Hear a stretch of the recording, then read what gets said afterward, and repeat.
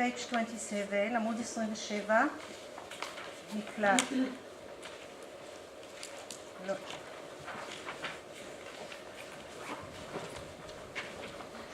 בקשת מקלט.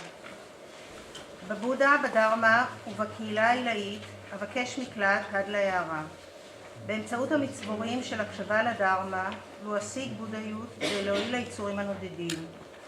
בבודה, בדהארמה ובקהילה העילאית אבקש מקלט עד להערה. באמצעות המצבורים של הקשבה לדהארמה לא אשיג בודהיות כדי להועיל ליצורים הנודדים. בבודה, בדהארמה ובקהילה העילאית אבקש מקלט עד להערה. באמצעות המצבורים של הקשבה לדהארמה לא אשיג בודהיות כדי להועיל ליצורים הנודדים. 4 עמידות שאין להם שיעור, עמוד 26. לא כל בעלי התודעה יזכו באושר ובגורמי האושר. לא כל בעלי התודעה ייפרדו מסבל ומגורמי הסבל. לא כל בעלי התודעה לעולם לא ייפרדו מאושר נטול כאב. לא כל בעלי התודעה יפתחו את מידת ההשתוות ללא משוא הפנים של היקשרות ושל סלידה. מנחת מנדלה חיצונית, עמוד 25. אדמה זו, משוחה בקטורת, עטורת פרחים, עדויה בהר מרו, ב4 יבשות, בשמש ובירח. עולה בדמיוני כשדה פרוח, ואותה אגיש לכם כמנחה. לא ייהנו כל הנודדים בשדה טהור. אידם גורו רטנה מנדלה כמירייתה ימי.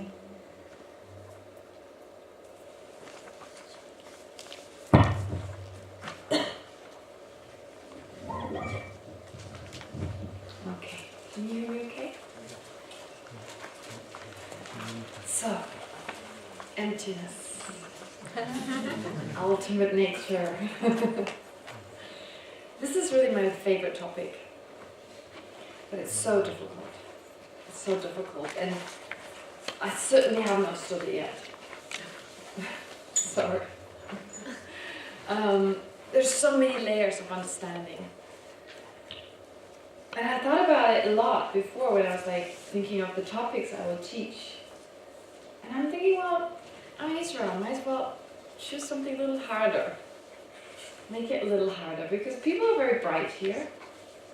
And it's also for this weekend. I mean, I could have probably done it in a way that's more watered down, and you will be like warm and comfy, and you know, don't have to do much, don't have to think much.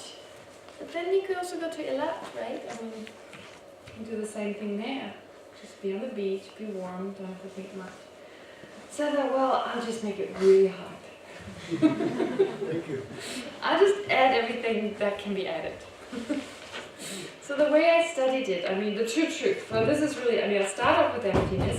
Only short explanation, not that much, because we don't have that much time. So emptiness, what is it? Emptiness, dependent arising. Just to give you some introduction, and then delve into the true truth, which of course is not separate from emptiness. So I'm thinking most of you are older students, I suppose. Is there anyone who's totally new? Can you raise your hand? Totally new. Okay, that's a challenge. Don't worry about it.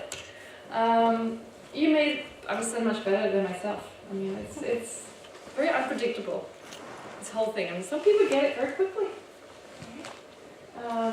But usually it's a process of many, many years. Actually, the studies that are done in the monastic institute, monasteries and nunneries, they usually take about 16 to 17 years. It can take even longer. And it's all about this. Directly or indirectly, it's all about this topic.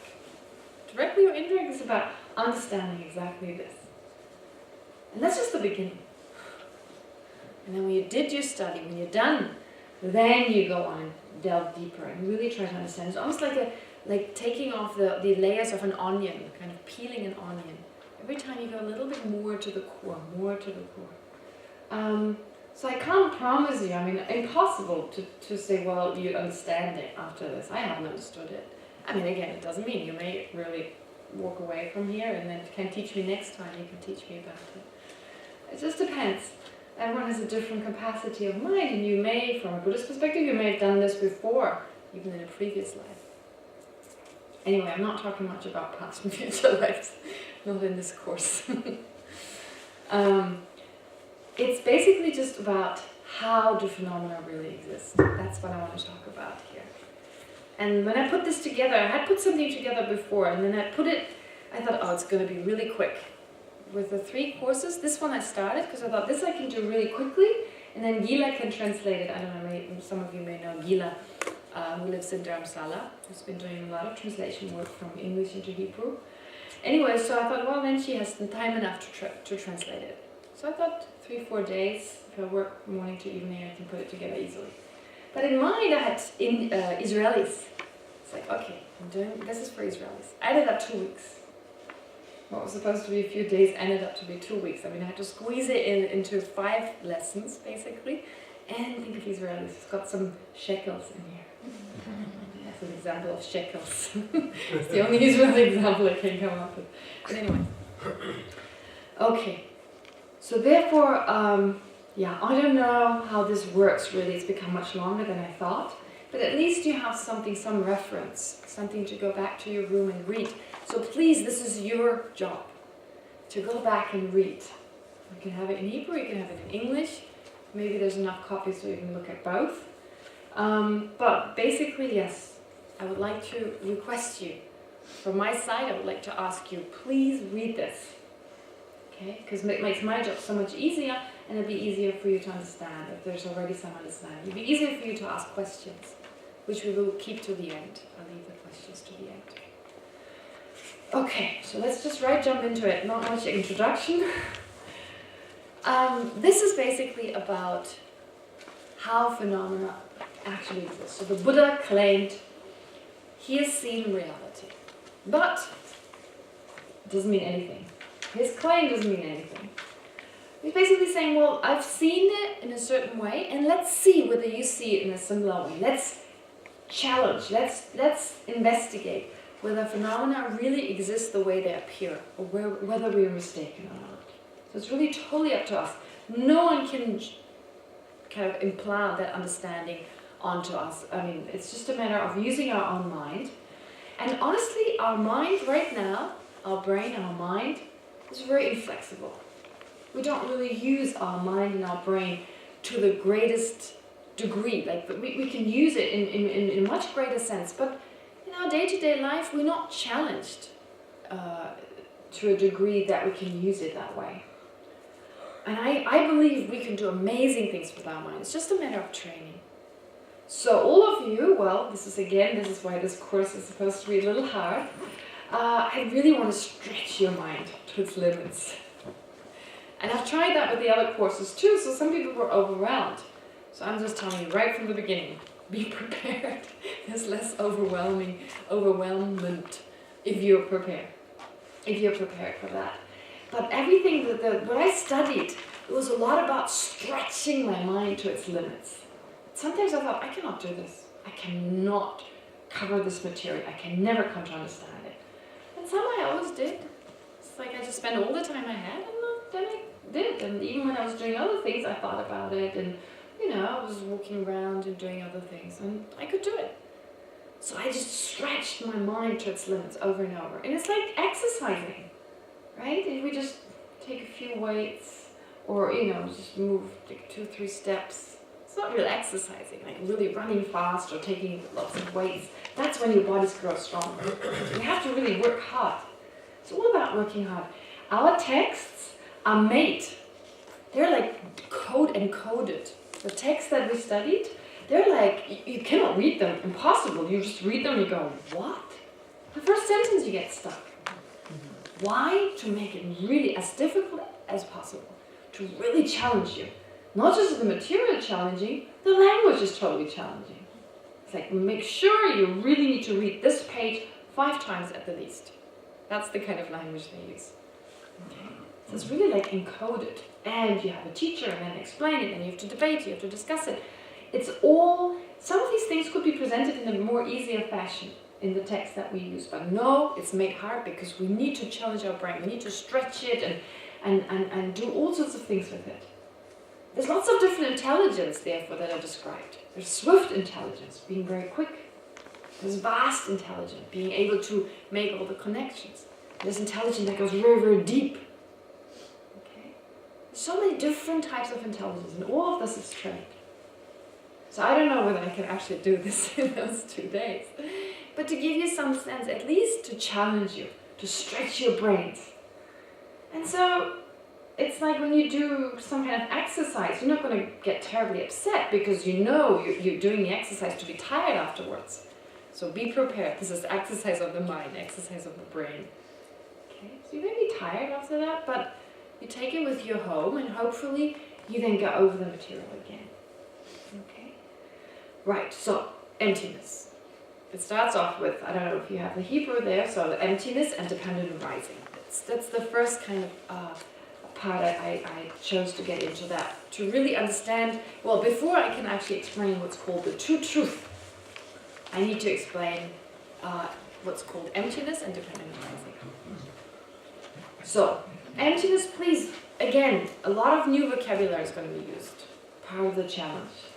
New words, I have to use new words because new concepts that you may have never heard of will be introduced. Okay, but basically the idea is that all of us have problems, all of us have problems and difficulties. We suffer, sometimes more than other times, but we look for peace and happiness, and most of the time we fail to actually get what we really want. Whatever we get, in the end, we still, we're not content. There's always a sense of there's always like something wrong, there's a type of worry there. We're never 100% content. And the reason is that we don't perceive reality. It's as simple as that. Actually, Buddhism, this part of Buddhism, this explanation here, it's not complicated. It's just very deep. Not much, it's like, this is the cause, this is the cause, this is the cause, this is the cause for our happiness. Yeah, there are lots of causes, but the main cause is we don't perceive reality on its deepest level. Full stop, that's it. So it's actually very straightforward. So the study of this just requires deep kind of attentiveness and concentration. It doesn't really require thinking that vast. Like investigation, analysis. So, phenomena don't exist the way they appear. They appear in one way, phenomena appear in one way, and they exist in a different way. So there's a disparity, there's a gap. Okay? Anything that I get in touch with, my mind, my brain, well, my mind should move away from the brain. Anything my mind, my awareness, my consciousness apprehends, it appears one way and it exists in a different way. There's a disparity, there's a gap between those two. Okay? So, therefore, since phenomena appear one way and exist in a different way, we explain two levels of reality, if you like. 2 levels of truth or 2 levels of reality. Conventional and ultimate. So, with regard to how phenomena appear, we talk about conventional truth. This regards how phenomena appear. And then there's the way in which phenomena actually exist. And that refers to ultimate truth. So that's right in here. If you just remember that, it's explained in here. If you explain this, if you understand this, then you know where the true truth come in. Okay? There's this disparity, but we still have to explain both conventional and ultimate truth. This is what we talk about. Alright, so let's talk about ultimate truth first, because emptiness and ultimate truth are the same thing. It'll become clear as we go along, but to give you a little bit of an explanation, what are we actually talking about? When I say phenomena appear one way and exist in a different way, what am I saying here? There are examples, plenty of examples in day-to-day life where certain phenomena appear one way, not even on the deepest level that I described, but just on an ordinary level that we can all identify right away. Phenomena appear in one way and exist in another way. What is an example for that? An example for something appearing in one way, but existing in a different way. The sun is rotating around the earth. The sun, it looks as if the sun was rotating around the earth, but actually the earth is rotating around the sun. Good example. What else? When you look on car's wheels, and they look like they turn... The other way around. The other way around. Yeah, when they actually turn this way, but it looks like they do it the other way around. Yes. Or you're sitting in a car, And your car is not moving, the other car is moving, but it feels like your car is moving. Okay? Other examples. A movie. It looks as if there's actually emotion there, but it's actually many, many pictures. Right? Just shown in a very fast sequence, so it seems it's like there's emotion there. There's actually just frames of pictures. Of course, the most important or the most common one, every morning we encounter that one when we look in the mirror. It seems to be a face, but it isn't. So lots of everyday examples, but this is even deeper here. Phenomena appear in a way in which they cannot exist, on a deeper level. So, therefore, as I said, everything that we study is directly or indirectly concerned with that. Everything. Everything. It all comes down to understanding that. That's where it's like, if someone understands that, they proceed so fast on the path. They become they're such amazing practitioners. Everything is so fast. Their mind develops and purifies itself, the negative qualities, so rapidly, as opposed to us having not understood it. It's incredible progress. So that's why it's stressed so much. So, basically the idea is that in everyday life, we encounter so many phenomena, so many objects, usually functioning things. Like if you look around, the objects of our senses, the objects of our eyes, we encounter shapes and colors. Sometimes we encounter things that don't exist at all.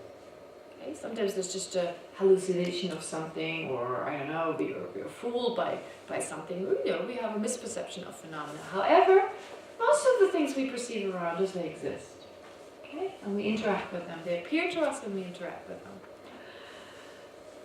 But what we do, what happens when we see those things, they seem to have a certain characteristic that they actually cannot have. So it's not to say that this cup, for example, or my favorite object. Oh. Here it is. Oh, there. My favorite object? The truck. That's the truck before. I was talking about the truck before. She wasn't sure what I was talking about. Okay. So this is my example for this course. Actually, traditionally it's a chariot. But, we don't really use chariots anymore. So I thought a car was best. And a car that can be taken apart. Where are the tools? Never mind. Okay, the tools. Yeah, they're in this thing. Okay. I practiced this actually. I know how to take it apart now. So it's we take a car, and since there was no car available that can be taken apart, it's a truck. So we utilize. That would be fun. We don't have the tools.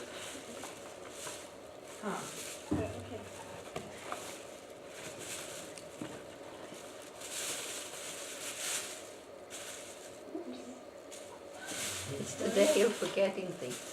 We forgot the tools to take it apart. I forgot the keys. Oh. All right, then we need to use our visualization. Pardon? You do it with the pen. No, these are very special screws. They're very special screwdriver. Oh, I can actually still do it. Anyway, the point is basically... No. Okay. No, okay, the point is basically that in everyday life we encounter all these objects, and there's no problem with encountering these objects, except that, so they do exist, this truck exists, there's no problem. However, we ascribe it a quality, a characteristic that it doesn't possess.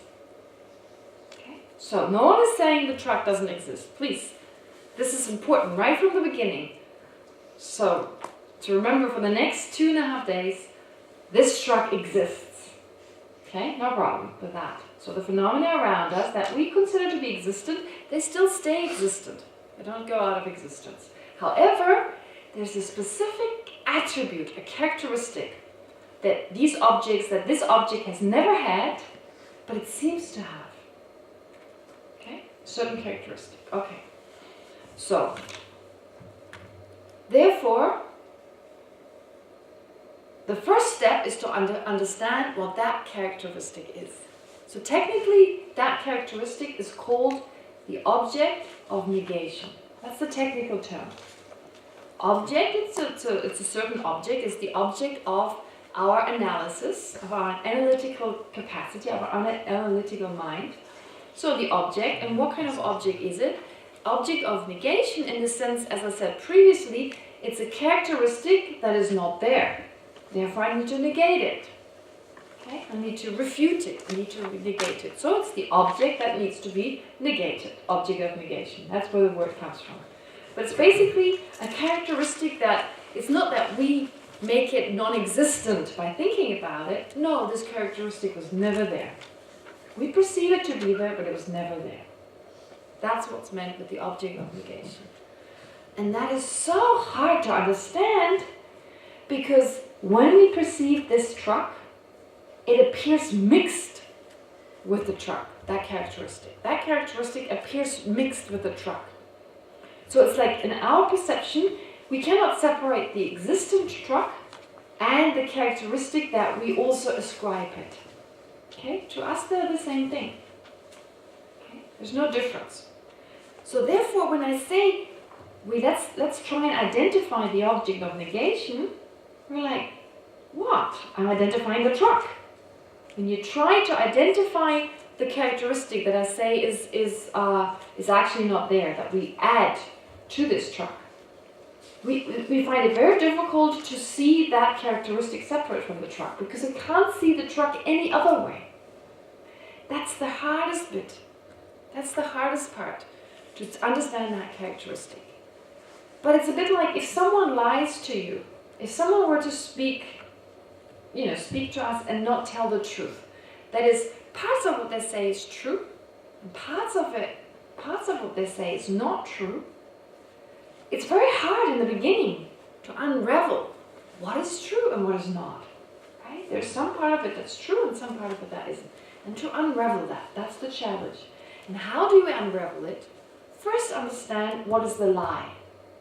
Okay? First we understand the lie. We understand that which doesn't accord with reality. And then we're left with that which does accord with reality. Right? So likewise here, if I want to understand how this truck really exists, and if my perception is mixed with a characteristic that this truck doesn't have, then first we need to get rid of the characteristic, understand that that doesn't exist, and then we can see how the truck really exists. Does that make sense? Okay. So, therefore, there's a step-by-step procedure that the Buddha himself, and of course other masters who have followed the Buddha's teachings and have gained understandings and realizations, they have prescribed. So the order is important here, because if we mix up the order, we just get more confused. So the order is identifying the object of negation. So in order to get an understanding, we need to identify what this actually refers to. Can you explain again what is the object of negation? Okay. The object of negation, do you want the Hebrew word, that's it? No. Or do you want the explanation? No. Okay. Okay. So, object of negation is just another way of saying it is that which we need to negate. Okay? The truck we don't need to negate. The truck exists. But there's a specific characteristic, and we will explain that characteristic in a moment, that truck doesn't have. And there is also a characteristic that this truck has? Yeah, that of course. Yeah. It's a yellow truck, it can drive back and forth, it changes all the time, it exists, lots of characteristics, right? It's pretty or not, whatever, right? It can move, lots of characteristics. But a specific one doesn't exist. So let's take the example of the sun rotating around the earth. Well, that characteristic the sun doesn't have. The sun does not rotate around the earth. But the sun is yellow, it's round, right? It's made of a ball of fire. So this is the characteristic it does possess. So the object of negation, if you take the example of the sun rotating around the earth, that perception, or the perception of the sun. Okay, let's say we have a mixed perception. We have a perception of a round planet sun, which is made of fire, right? That perception is correct. But mixed in that perception is our perception of that sun rotating around the globe. So what is the object of negation here? The sun rotating around the globe. That characteristic the sun doesn't have. That bit we have to negate. That's the object of negation. Okay? So, nothing, no object exists just in itself without any characteristics. Any object has lots of characteristics. A person has lots of characteristics. Good and bad qualities. Neutral qualities. Just, nothing can make a cup of tea. I mean, maybe in some countries it's very important, but maybe in Israel it's not seen as a wonderful quality. Just depends. But, everyone has different qualities, different attributes, characteristics. And most of the characteristics the person has. But one, it doesn't. And still, it always appears. And that is here the object of negation. I mean, there's different misperception we may have about a person, of course. But that does not cause us to suffer.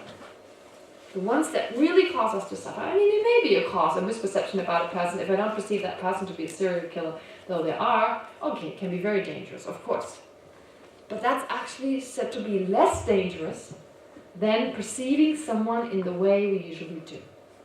Our long-term problems all come from that. All our problems come from that perception. Long-term, not just in this lifetime, many, many lifetimes. And I said I'm not going to talk about past and future lives, but we can all agree that there's a 50% chance there is future lives. Let's leave it at that. 50% chance, so pretty equal. Okay? So I'll talk from the 50% chance there is. You can, if you like, hold the 50% chance there isn't, but for the sake of this course, bear with me on those 50% chance. Okay. Alright, so from a Buddhist point of view, not just in this lifetime, but also in future lifetimes, our misperception of this object of negation, perceiving it to exist, is our problem. So what is this object of negation? Now I've made you curious. Now you want to know. I have a whole list here. And there's a whole list of words. And these are concepts that we may not even be familiar with. It's very difficult. As I said, it's very hard to perceive this characteristic. It's very difficult to identify it. Okay? Because we don't see it any other way. How could it not exist that way? But let's see. What is this characteristic that does not exist? So the truck exists, but that characteristic that I ascribed to this truck, that doesn't. So I made a whole list of different words that are used in the traditional Buddhist scriptures. I don't have the Sanskrit, I added the Tibetan. So of course, previously the terminology, when it was first taught by the Buddha in India, it was taught in Sanskrit or in Pali. But mainly, in terms of the explanation here, it was given in the Sanskrit language, and then from Sanskrit translated into Tibetan. So I left the Tibetan next to it. But basically, okay, so according to the highest philosophical tenet, the Madhyamika Prasangika, so this is the highest philosophical school. Don't even worry about what the other are. For the sake of this course, there are some other philosophical systems, but they're not important. If you know about them, fine. If you don't, never mind. You learn about the highest school anyway, the highest tenet.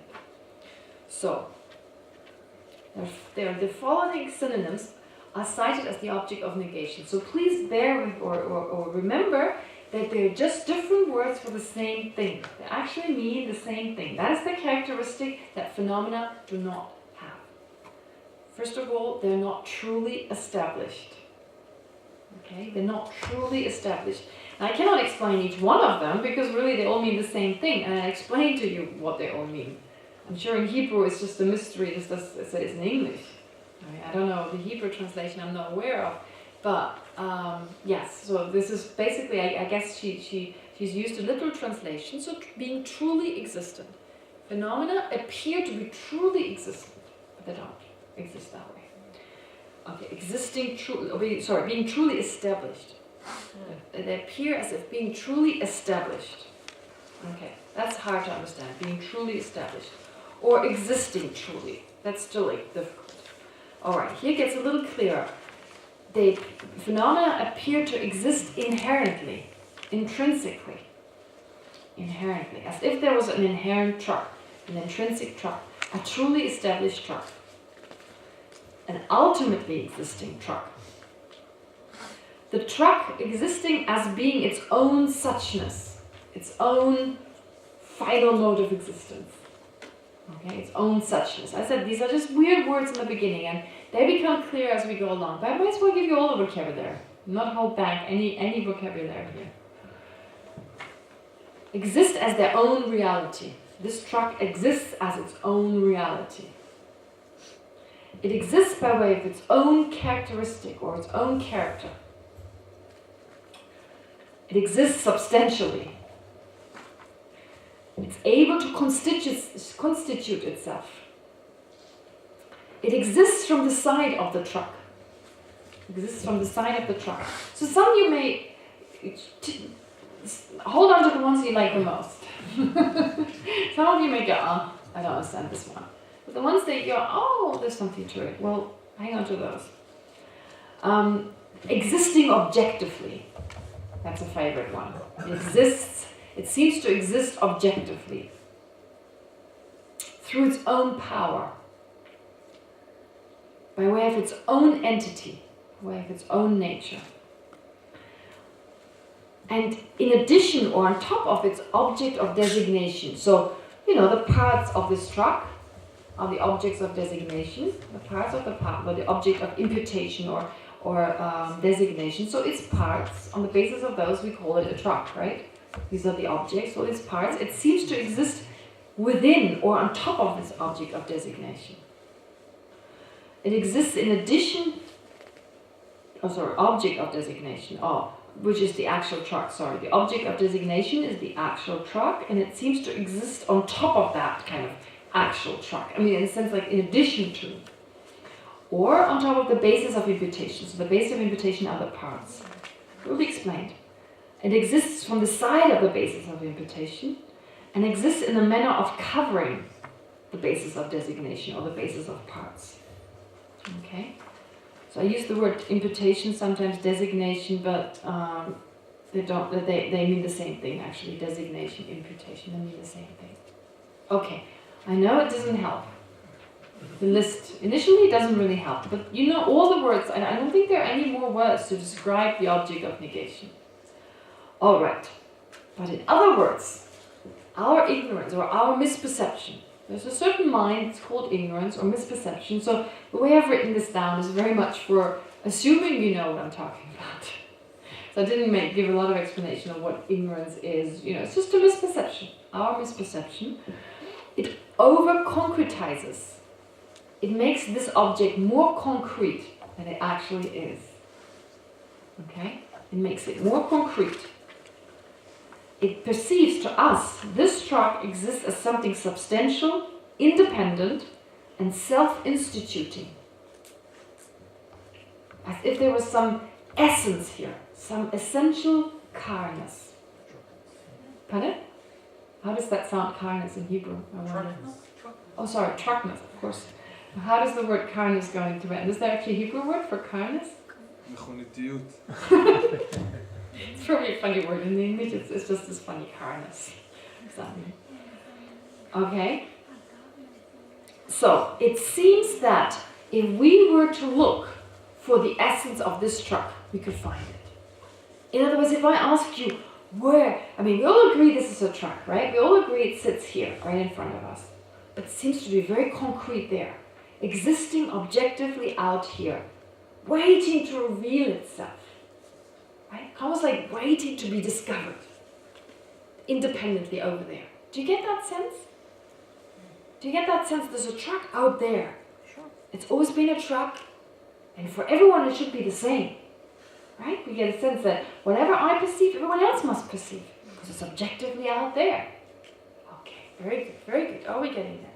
You perceive that. You become aware of that characteristic. That's the first step. Alright, it seems to be out there. It's almost like if you looked for it, you would find some essence. Right? And that applies to any phenomenon. Most importantly, to the I. I am happy. I am not happy. I am this. I am that. I walk, I think, I eat.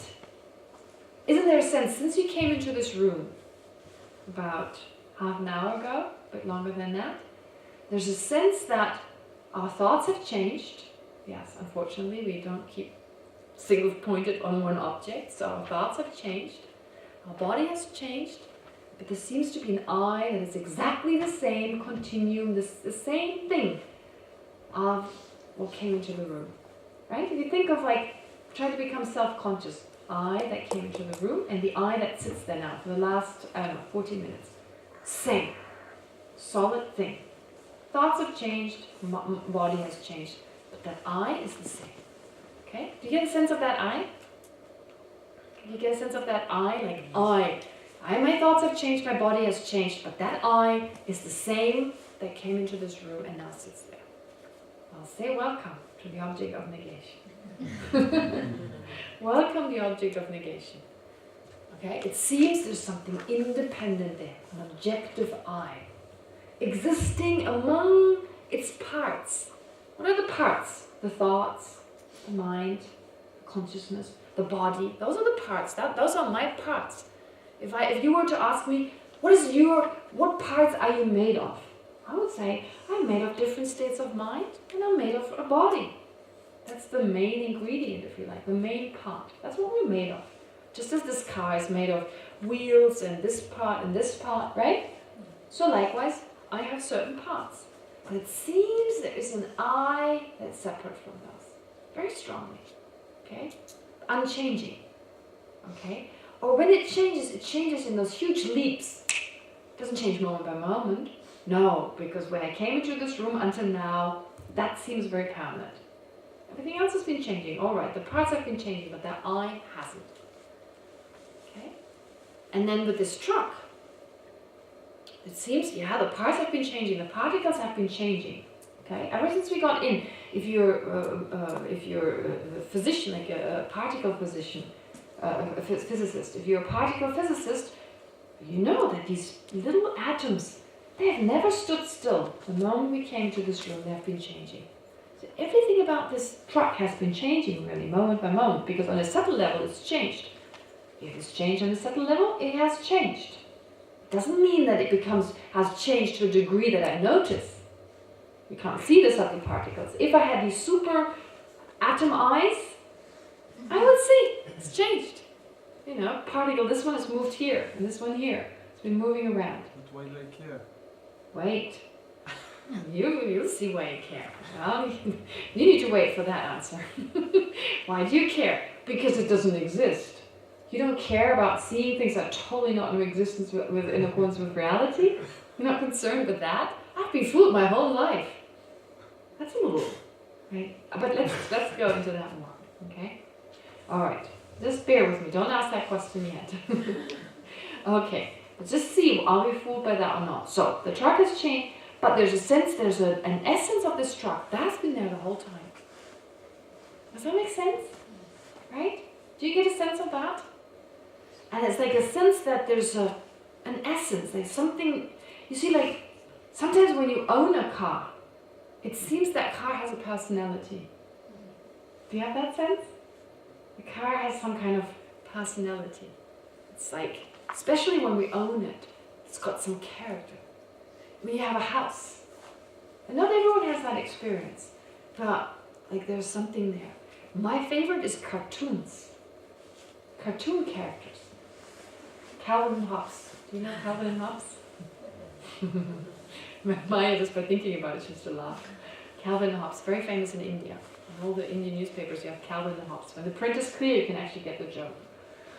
So Calvin and Hobbes, it's just a few lines with a pencil, right? It's just a few lines, but it seems to have some intrinsic Calvinness there. Think of your favorite cartoon character, if you have one. I mean, just on a piece of paper. It's a few lines, but it seems to have a personality there. Something over there. Objective, having a life. It's just a few lines, but we add something there. Okay, that's the object of negation. Objectively over there, nothing to do with me. It's like as if there's an objective world out there, and I'm just here to discover it. That's the sense I have of the world. That's the sense I have of the I. There's a solid I. Me, so solid. There's an inherently, intrinsically existent I. And since I am here, and you are there, there's an intrinsic I here and you there. Okay? It seems very concrete. That's why you're my enemy if you don't benefit that I. Right? It's just clear as that. I like you or dislike you in relation to how you treat that solid I that's been sitting in my chest or wherever it sits really. I like you when you help me, and I dislike you when you don't. It boils down to that. Like, dislike, don't care, all comes down to in relation to this. Solid, different here. And you over there. And depending on my mood, sometimes it's stronger, sometimes less pronounced. Does that make sense? So it answers a little bit, why do I care? Why do I care? Because, well, that kind of distance we put between people, those, you know, we put these borders around, we put these limits around, and we think they're objectively over there, just as we think there's something objectively over here. Okay? And that's the root of all our problems. It all comes down and saying, I care because it's the root of all our problems and difficulties. So let's not forget that. Why? Okay, that's to be explained. Can you follow? Can you bear with me so far? Does it still make sense? Okay, good. All right. So, let's see whether that actually exists. Okay? Well, before we do, just to identify, I mean, we need to identify this. And it doesn't mean that we've identified it and we move on, that you don't continue identifying it. I mean, if you can, identify every day of your life. Seems like a huge task, but it's basically the idea of understanding what the Buddha talked about and understanding how we can repair things. Let's see, what is that characteristic? What is it exactly? Okay, and it makes more sense if we start, it makes more sense if we see that it doesn't exist. Then there's more of an emphasis, there's more of a joy in trying to look for it. But we haven't really done that. But anyway, having identified it to some degree, okay, and in this case here, it's the truckness, or the I-ness, the I, all right? Having done so, well, let's see, when we analyze it, whether that actually can exist, okay? Because that's the next step. If it really exists the way it appears, it should really exist. I mean, we should be able to find it. Just as if the sun really rotated around the globe, we should be able to establish it. If the wheels of the car really turned the way that you described, we should be able to, you know, the more we look, the more we analyze it, we should be able to establish that they do exist that way. Does that make sense? Yeah? Does that make sense? Did I meet you at the airport? Okay. She's the lady I met at the airport. I talked about you, yeah, some time ago. Hello. Okay. Anyway. Okay, so if that object, therefore, the object of, that intrinsic object, if that inherent existence, if that intrinsicness really existed, if there was really an intrinsic I and an intrinsic truckness, we should be able to find it. Okay? Because there would be consequences. There would be, it would connect to other things. It would logically make sense. So many other consequences would follow from that. As with the sun rotating around the earth. If the sun really rotated around the earth, there would be lots of other consequences. The earth would not be moving the way it moves. The sun would probably move around other things. So you see, therefore, with identifying the object of negation and then negating it, okay, identifying the object that is to be negated and then negating it, we negate it by seeing whether it actually can exist. Okay? We investigate whether it can actually exist. So, but what is important is what we will never do. We will never try to analyze whether the truck exists in the first place, because it does. We don't analyze the truck itself, we analyze how it exists. We don't analyze the existence of the truck, we analyze how the truck exists. So there's a difference. But when I do the analysis, you will come to see that I seem to be doing exactly that. I seem to be denying the existence of the truck. But that's just because for us, they're inseparable. The objectively existent, inherently existent truck and the truck itself, they seem to be inseparable. Okay? So this truck that does exist, is mixed, in our mind, it is mixed with an inherently existent truck, an objective, out there, existing truck, independently existent truck. Does that make sense? Okay. So, but let's actually now analyze it. Okay, now comes the actually beautiful part of analyzing the truck. Okay, so we all agree that this truck, or in the text, let me just think car here, and this text means it was too late that I didn't change it to truck. But basically whatever it says in the text here, car, well, it refers to the truck. Okay, we all agree that we see a truck here. Do you all agree you see a truck? Yes. Okay, we all see a truck. All right. So you see a truck, but actually if you check really well, you only just see something that is not a truck. Right? You only see something that is not a truck. Who doesn't agree? Do you see something that is truck, or do you see something that is not truck? No. You. I lost the question. Sorry. Okay. Are you seeing a truck? Yes. You said yes. Well, I would challenge that and say actually what you see is something that is not truck. You see something that is a non-truck, not a truck.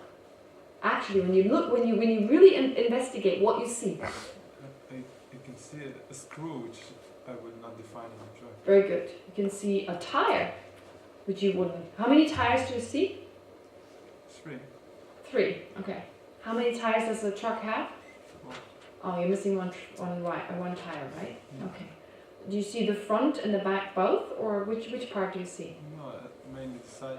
The side. You only see the side. You don't see only see one side, right? Yeah. So that side plus the three tires and the screw, that's not the truck, right? No. So you don't see. I mean, actually, what is a truck made of? Well, at least 4 tires, right? All these parts are made of the truck, but you don't see them. I never see a whole truck. Oh, you never see a whole truck. You never see a truck. To see a truck, you have to see. I mean, a truck is a whole truck. A half truck is not a truck, right? Half a truck is not a truck. In order to be able to possess if you want to possess a truck, you want to possess a whole truck. Okay? So, you possess a whole truck, but you don't perceive a whole truck. So you don't perceive a truck, actually. Do you agree? In every single moment? No, I don't. No, in every single moment you don't. And if you never get around to walk around, and well, anyway, you don't see the inside, right? Yeah. Think of my body, for example. I mean, to have a body, I need better have a whole body with all its organs intact. And you say, you see my body, but I hope you don't see my liver. It's scary, right? I mean, you don't see the inside. At all moments, you can walk around me as much as you want, you know, you would still not see my inner organs. But you still say you see my body. How's that possible? If you whatever you see, you always see non-body, actually. Because strictly speaking, my front is not it's not my body. It's just a part of my body. All right. So I start challenging what we in everyday life, we say, I see this, I see that, I do this, da da da da da. But really, when it comes down to it, we don't ever see the whole truck. And whole truck and truck are the same, right? Basically. So what do we see? How can I say I see the truck when whatever I see is actually never the truck? How is that possible? Where am I wrong? Where's the mistake? Our mind completes the picture for us. Oh, you actually, when you look at me, you see my liver? Does it complete that? No, but the back of the truck, No, my body. Forget the body. No. I do not see a liver. Okay. All right, so your mind does not complete. But I can see your But liver if if you- I want to. How? I can imagine the rest of Oh, the truck. imagining my liver is my liver? No. No. We assume you have a liver. Yeah, first you We choose hope. to assume, you hope, yeah. You assume and hope I don't have a liver, a kind of an Indian damaged liver yet. But all right, but if you're imagining a liver, that is not in accordance with my liver. It probably looks very different to what my liver actually is. So imagining my liver, that is not it's just an image of my liver, which is not my liver, right? So if you say, okay, our mind perceives the whole because it just adds to it, well, that would therefore imply that your mind also adds everything that it can't see. But that would mean you add all my organs. You must perceive all my organs, but you don't. Right? I mean, you say, like, in your mind, you add everything. It's like, okay, I don't see the whole thing, but my mind actually does. I mean, that's kind of like, how does that work? I mean, in actuality, it's not in the sphere of my vision, but my mind kind of complements, it kind of just adds everything. So actually, I do see everything. What's the color of this side? Your mind can do that, right? Your mind can see the whole thing. What is the color of this side here? That is not in the sphere of your vision. I assume it's yellow and black. But what's right here? What's the color of this little scratcher here? What is the color of I this? don't know what you're talking about. Your mind is, you said your mind is seeing the whole thing. But if you see the whole thing, you should be able to see that too.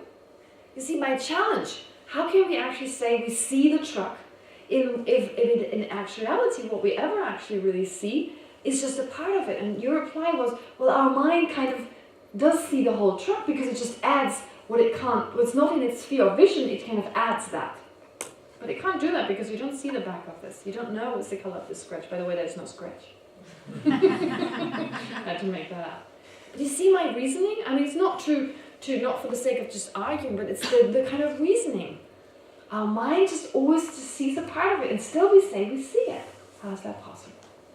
If there was an objective, inherent truck that existed from its own side, you would have to see the entirety. That's the logical reasoning. If it was independent, existing from its own side, independent, existing objectively. What is one of the objects of negations? It's called existing objectively. So that is what we don't assert. We say phenomena don't exist inherently, not truly, not ultimately, not from its own side, not objectively. Okay? But if they did exist objectively, that is the consequence. The consequence is that this truck, if it existed objectively, then we would have to see the entirety.